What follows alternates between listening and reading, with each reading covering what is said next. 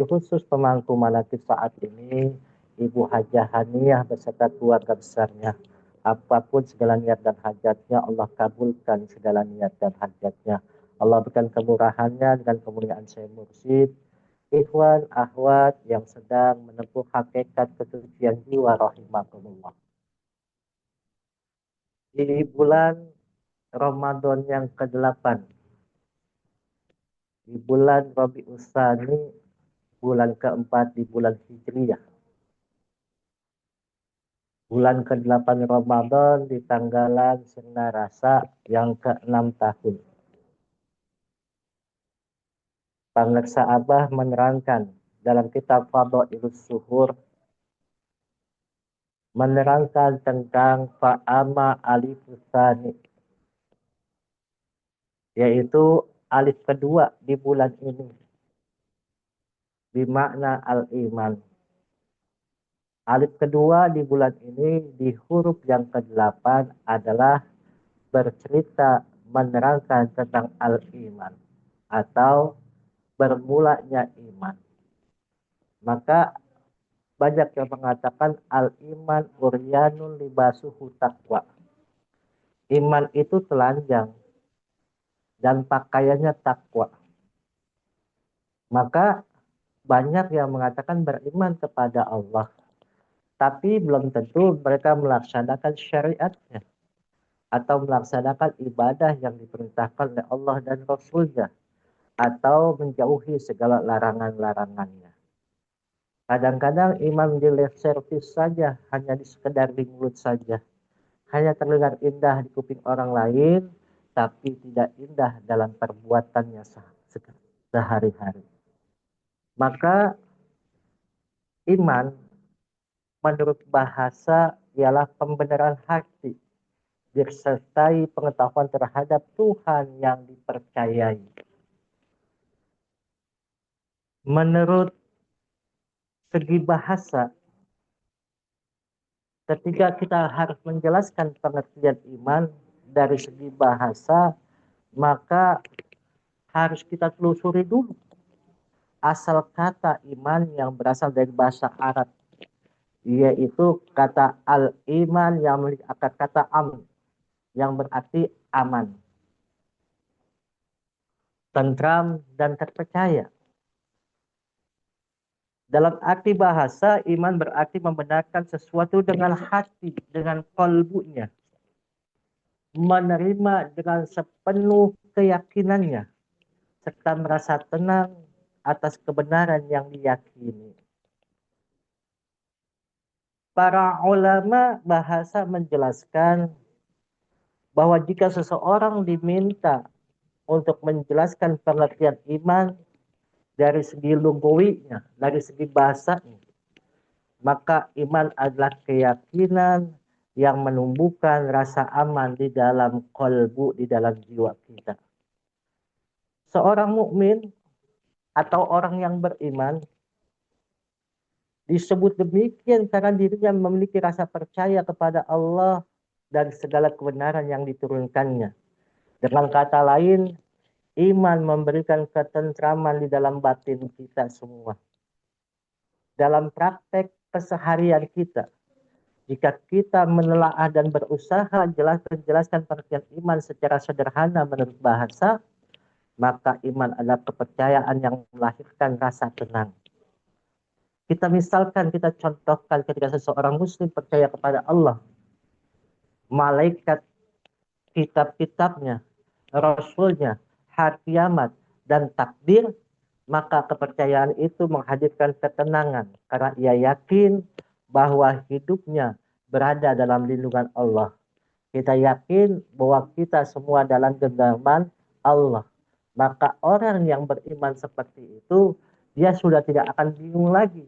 Karena apa? Semuanya sudah diberikan oleh Allah.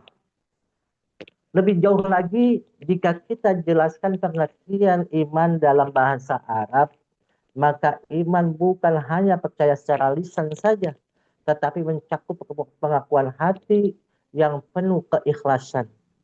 Karena itu para ahli tafsir dan bahasa menyebutkan bahwa iman adalah lawan daripada kufur.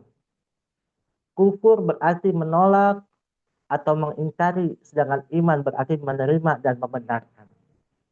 Kita sering mengatakan setiap pembukaan talqin, siapa yang ingin talqin, maka niatkan dalam diri kita masuk Islam secara keseluruhan.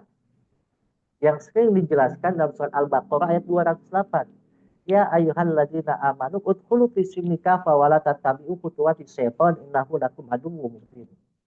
Hai orang-orang yang beriman, dipanggil oleh Allah yang beriman. Berarti iman itu masih telanjang, masih tidak ada pakaiannya, belum ada casingnya. Hanya namanya perangkat iman atau chip iman tersebut belum terselubungi dengan amaliyah-amaliyahnya.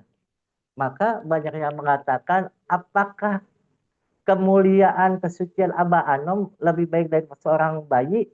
Sudah pasti, karena seorang bayi suci tanpa adanya mujahadah, tanpa adanya keinginan untuk menjadi orang yang bersih dirinya. Tetapi Aba Anom, walaupun setiap manusia al-insan makhlul khotawanisyan, itu pasti ada kesalahannya, tapi dia berjuang. Mereka itu bermujahadah dengan apa yang Allah berikan kepadanya untuk membersihkan dirinya, jiwa dan raganya. Maka iman ini kalau kita jelaskan secara istilah, jika kita menjelaskan pengertian iman dari segi istilah, maka kita harus merujuk pada penjelasan para ulama akidah. Dalam istilah syariat, iman berarti keyakinan di dalam hati, pengakuan dengan lisan, dan pembuktian dengan perbuatan. Ikral bilisan, tasdik fil jinan, wa fa'lul bil arkan. Divisi ini dipegang oleh mayoritas ulama, para ahlu sunnah wal jamaah, bukan ahlu sunnah wal gegabah. Ketika seseorang hamba diminta untuk menjelaskan pengertian iman menurut istilah, maka perlu ditegaskan bahwa iman bukan sekedar rasa percaya di dalam hati, melainkan harus diwujudkan dengan amal soleh. Rasulullah Shallallahu Alaihi Wasallam bersabda dalam kitab Bukhari Muslim, iman itu terdiri daripada lebih dari 70 cabang. Yang paling tinggi adalah kalimat la ilaha illallah. Dan yang paling rendah adalah menyingkirkan gangguan dari jalan. Dan rasa malu adalah salah satu cabang dari iman. Maka guru kita menjelaskan iman tersebut adalah iman itu kalimat iman, kalimat la ilaha illallah. Bagaimana iman yang paling tertinggi yang sudah diberikan Allah dari guru kita kepada kita semua adalah iman yang sesungguhnya. Bukan iman yang sekedar hanya namanya lip service, atau hanya sekedar mulut saja, hanya sekedar peragaan tubuh saja. Tapi iman itu membumi di dalam raga kita, dalam nyawa kita, dan dalam rasa kita. Maka dari segi bahasa, istilah, maka secara hakikat, seseorang mengatakan hakikat iman adalah cahaya yang telah Allah tanamkan di dalam hati seseorang hamba, yang membimbingnya menuju ketaatan dan menjauhkan daripada kemaksiatan. Maka secara hakikat iman itu harus ditanamkan. Iman itu tidak akan tumbuh tanpa ada tanamannya. Iman itu tidak akan berkembang kalau tidak ada yang membimbingkannya. Maka iman itu harus dimasukkan, harus diinstal ke dalam diri kita, agar iman yang sudah ada yang Allah titipkan perangkatnya dimasukkan kartunya dan dimasukkan namanya pulsanya, agar mereka bisa melaksanakan apa itu hakikat keimanan kita. Apakah hanya sekedar percaya saja, tidak mengamalkan, atau mengamalkan tanpa percaya? Ini yang menjadi patokan kita. Sesungguhnya iman itu harus dimasukkan. Ketika kita bicara seseorang yang beriman, pasti itu orang Islam. Dan setiap Islam adalah iman. Tapi bukan seperti itu. Tetapi seseorang yang sudah beriman, sudah bersyahadat kepada Allah dan Rasulnya, mereka itu menjadi orang yang beriman. Tapi orang Islam belum tentu mereka bersahadat. Maka syahadat yang dilakukan oleh kita butuh namanya adalah saksinya. Seperti Abah sering menjelaskan bahwa kita wajib untuk melaksanakan sholat karena sudah ditalkin. Tetapi orang yang belum ditalkin tidak wajib sholat untuk mereka. Karena apa? Siapa yang namanya saksinya? Siapa yang mentalkinkannya? Siapa yang mensyahadatkannya? Ini yang menjadi patokan kita. Maka Abah mengatakan kalau kita wajib untuk sholat, mereka yang belum talqin tidak wajib untuk sholat. Syekh Abdul Qadir Jailani Qaddasallahu sirrah menerangkan bahwasannya dari Rasulullah Shallallahu Alaihi Wasallam ketika Islam yang berarti penyerahan diri dari mah dan tunduk, maka setiap orang mukmin menyerahkan diri dan tunduk kepada Allah Subhanahu wa taala, dan tidaklah setiap muslim beriman kepada Allah karena boleh jadi ia masuk Islam karena takut pedang. Mereka masuk Islam karena takut tidak dapat warisan. Mereka masuk Islam karena ingin menikah. Ini sudah banyak terjadi. Maka iman itu mencakup banyak perkataan dari perbuatan, sehingga meliputi semua ketaatan. Sedangkan Islam adalah ibarat pengucapan dua kalimat syahadat disertai ketenangan hati dan melaksanakan ibadah yang 5. Maksudnya ibadah yang 5 waktu. Dari Nabi Muhammad SAW, hadis riwayat Ahmad dan Ibnu Hibban dari Anas bin Malik, Nabi SAW bersabda, la yu'min ahadukum hatta yuhibbu li ahihi ma yuhibbu li nafsihi. Tidaklah seseorang dari kamu beriman sempurna sehingga ia menyukai jiwa saudaranya apa yang ia sukai pada dirinya.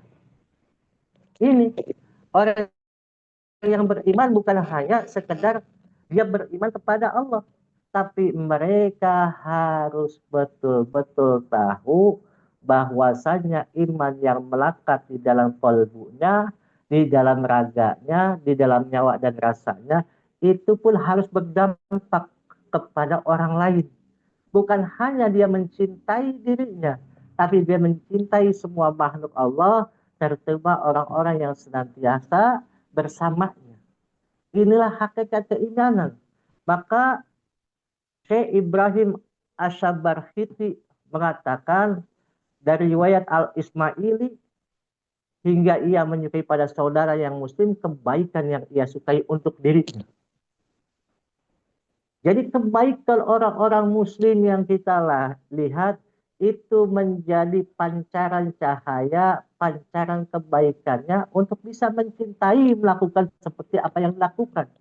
Kita contohkan, bila kita melihat pengersa Abah Aus menerangkan hal-hal yang memang di luar logika kita, warikul adah. Apakah kita langsung menepisnya? Mestinya Abah tidak boleh begitu, Abah harus begini. Tapi kalau kita melihat itu bahwa bahasa atau namanya yang disampaikan oleh guru kita adalah cahaya nurullah yang terpancarkan dari lisan beliau untuk kita semua, maka kita tidak perlu membantah dalam hati kita. Kita dengarkan saja dengan seksama, sam'an wa ta'atan. Yang jelas, bagaimana kita lihat saudara ikhwan muslim berlaku secara umum. Karena patutlah ketika setiap muslim menyukai orang kafir yang masuk Islam dan berbagi ketaatan yang dilakukannya.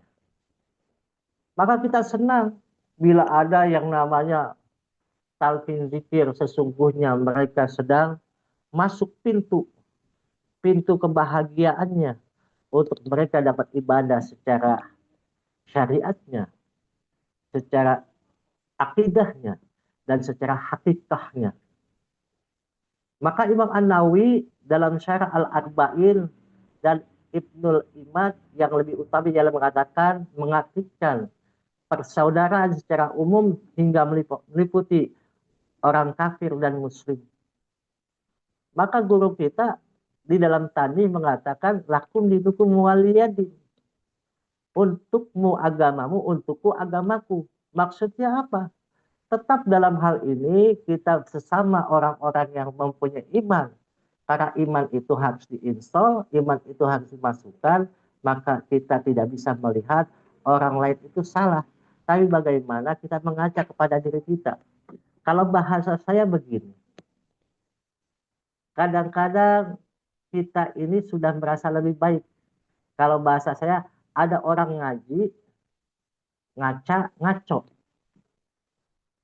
Orang ngaji merasa setiap hari dia ngaji di pesantren, merasa dirinya berilmu. Dan dia ngaca, oh ternyata saya banyak ilmunya. Tapi tidak ada yang bisa mensetir dirinya. Sehingga akan ada kekacauan dalam dirinya. Karena apa? Merasa dirinya lebih baik daripada orang lain. Anna khairum minhu. Saya lebih baik dari orang lain. Karena kaji dengan keimanan, mereka dari kecil sudah belajar di pesantren, sehingga dia mengaca, saya ini orang alim, lebih baik daripada orang lain, maka itu akan jadi kekacauan dalam dirinya. Maka orang ngaji, ngaca-ngaco. Ada juga orang yang ngaco, hidupnya selagak kecilnya, dia itu melakukan perbuatan-perbuatan yang dilarang oleh Allah. Perbuatannya tidak sesuai dengan perintah Allah. Tapi dia itu ngaca, sadar diri, bertaubat kepada Allah. Oh ternyata apa yang aku lakukan ini salah. Mestinya aku tidak melakukan ini, harus melakukan ini. Maka di situ dia akan mengkaji dia. Jadi ngaco, ngaca, ngaji. Dia itu melihat dari pengamalannya. Karena dari pengalaman itu mereka melihat bahwasannya itu tidak baik menurut dirinya dan menurut orang lain. Maka dia mengaji kepada dirinya anna khairum minhu, itu hilang dalam dirinya.